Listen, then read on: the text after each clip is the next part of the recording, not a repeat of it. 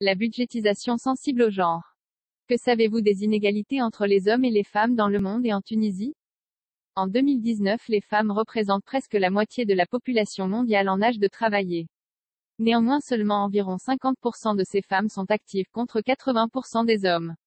La Tunisie ne fait pas exception à la règle. En 2019, les femmes représentent 26,45% de la population active occupée contre 73,54% pour les hommes. Et le taux de chômage chez les femmes 21,7%, presque le double de celui des hommes 12,1%.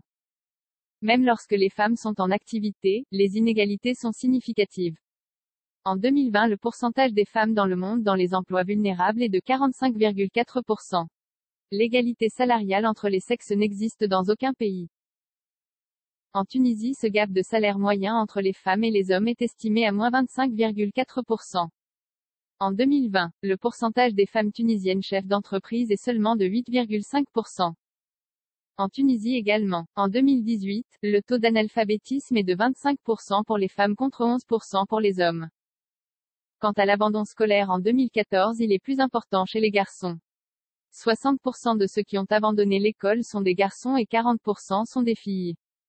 En 2020, et d'une manière générale, selon le rapport mondial sur l'écart entre les genres, la Tunisie est classée au 124e rang sur 153 pays. Saviez-vous d'autre part qu'il a été démontré par plusieurs études que la réduction des inégalités entre les sexes, notamment en termes d'éducation, d'accès au capital productif et de participation au marché du travail, se traduit par des taux de croissance économique plus élevés, et que le comblement de l'écart du taux d'activité entre les femmes et les hommes fait progresser le PIB d'en moyenne 35%. D'où l'intérêt de la budgétisation sensible au genre. Commençons par comprendre ce qu'est la BSG. La BSG est la démarche de l'intégration de la dimension genre dans le processus budgétaire. Elle met l'accent sur l'analyse des besoins spécifiques des femmes et des hommes et leur prise en compte dans les politiques publiques. Pour une meilleure performance. Et la promotion de l'égalité entre les deux sexes. Attention! L'intégration de l'égalité de genre ne se résume pas à accroître la participation des femmes dans un secteur donné. Allouer des crédits supplémentaires aux femmes. Comment intégrer la dimension genre dans le budget? Principalement en 3 étapes. Étape 1, état des lieux. Étape 2, diagnostic. Étape 3, intégration. Étape 1, faire l'état des lieux. En exploitant les études et les travaux sur les inégalités entre les hommes et les femmes dans le secteur.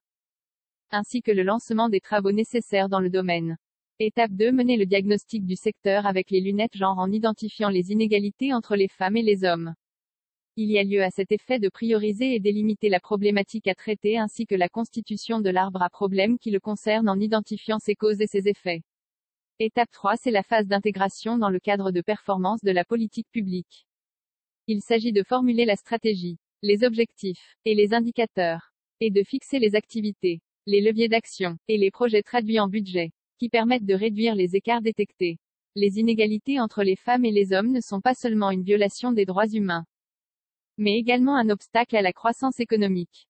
Réduire ces inégalités à travers la budgétisation sensible au genre est donc bénéfique non seulement à la promotion des droits de l'homme mais également à toute la société et à l'économie. Merci de votre attention.